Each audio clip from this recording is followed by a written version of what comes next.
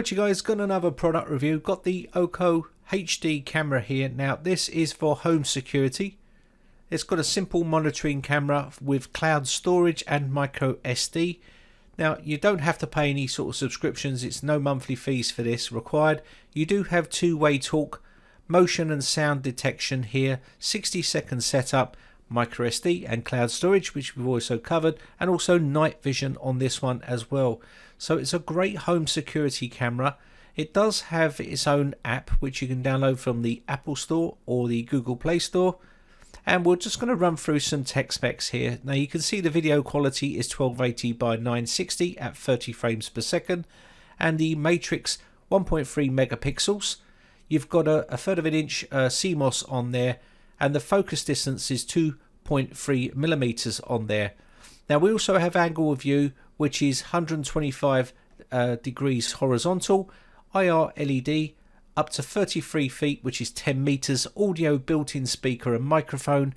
Now the Wi-Fi does support B, G and N generations, and the Wi-Fi distance is up to 164 feet, which is pretty good, which is 50 meters, and you do get a pretty good signal from this as well. So I'm just going to move over to the other side. It says watch videos on iPhone, iPad, Android, macOS, Windows, Linux and the web. As you can see here, we also have detection of motion and sound, micro USB, supports micro SD cards up to 128 gigabytes, and the weight and dimensions are on there as well. So let's get this out of the box and take a look. So let's take a look at what you're getting inside the box here. We have a sticker here which says notice this property is under 24/7 video surveillance. This is just to let people know that you are recording inside your home, and you can stick this to any window or door. You have the Oco HD Setup guide. This has got color pictures and text, and this is going to help you set up your home security camera. It's very easy to do, and I'll show you how to do that in this video. Now you're also going to get yourself a USB cable. This is a really long USB cable, and it's going to really help you get power to your camera. Now it doesn't have Ethernet or anything like that. It works over Wi-Fi, and you've got your power adapter here. This is a 2-pin prong power adapter. I've got an adapter that suits this, and you just plug this in and you put your USB cable in and you're good to go. You've got your mounting bracket here and some raw plugs and some screws in case you want to wall mount it. Now we have the camera itself here. You can see it's a tiny little camera and it performs really well. Let me just remove this little sticker here. Now this little camera is very powerful, and it will record a pretty good picture in day or night. I love the design of it. It's very nice and lightweight. Got a speaker up here as well, and probably acts as some ventilation as well for the actual camera. You can see it's got that nice shape to it. On the bottom we do have that micro slot here for your micro SD card slot, which takes up to 128 gigabytes to store all your data, or you can store it on the cloud if you wish. Have this little stand which pulls out, so you can either wall mount it or have it on a stand, depends on how you want it. You have that USB port to power it. There is no Ethernet port on here, it runs on Wi-Fi, and we have our power button on here as well. Now the stand is nice and sturdy, and the camera doesn't move when it's standing up, so if you want to stand it up like this you can do. It's nice and robust, and you can see there as well, once you've got this in the corner somewhere, you won't even notice it. It can blend in, and you'll be able to easily record everything in that room and send it up to the cloud or onto that micro SD card slot.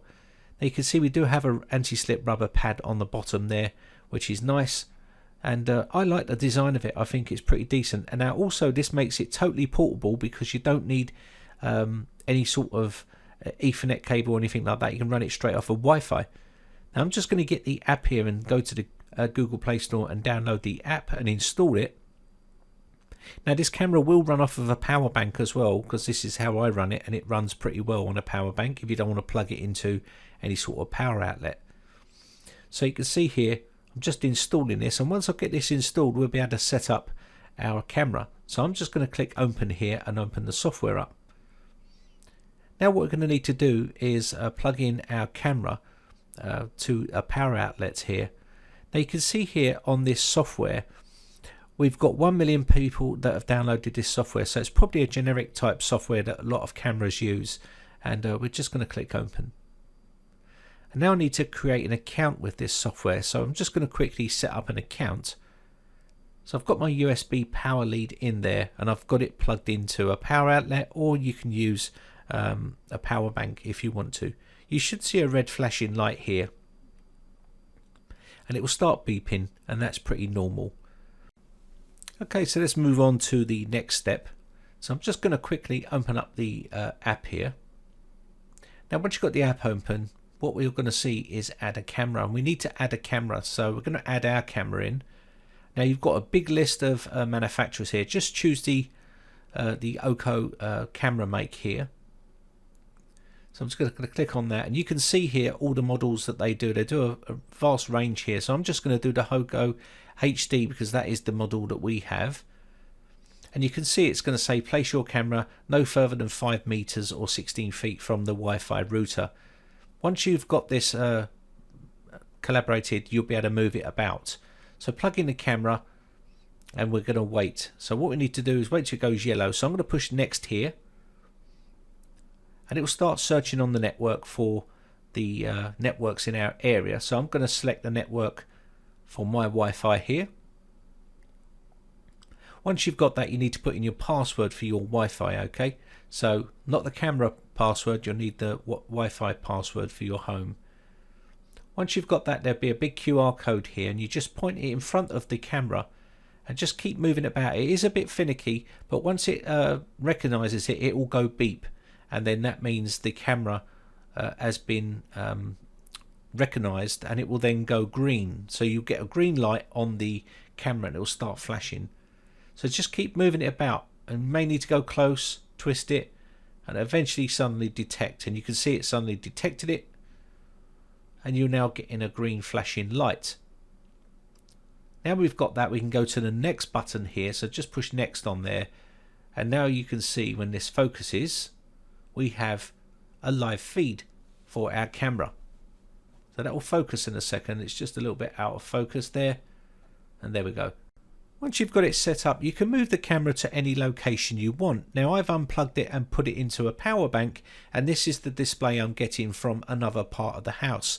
You can see here we're getting full HD quality live feed here, and I can record this, and if someone enters my property while I'm not there, it will automatically sense that someone has moved into that room or sound or anything like that, and start recording activity straight away and send it to the cloud or to the microSD card slot, and it will warn me, so I'll be able to know that there's someone in there, and I could notify the police.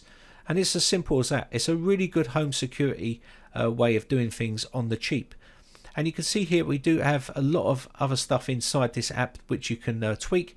You can talk to that person. So if you was at work and your wife was in that room and you wanted to quickly say something to her, you could do via the microphone, and also you could take snapshots which will add to your gallery.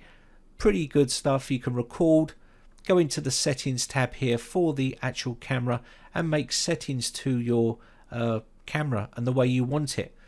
So all you need to do here is go in here and you'll see camera. You can turn the camera on or off, get notifications, change the settings, motion and sound. So you can see sound is off, motion is on. So if you wanted sound on and motion on, you can do. And as soon as any sound or motion is in there, it will start to record and send that to the cloud if you wanted to. And it's really useful because that way you can look at an event later on and capture all that stuff, what's been going on.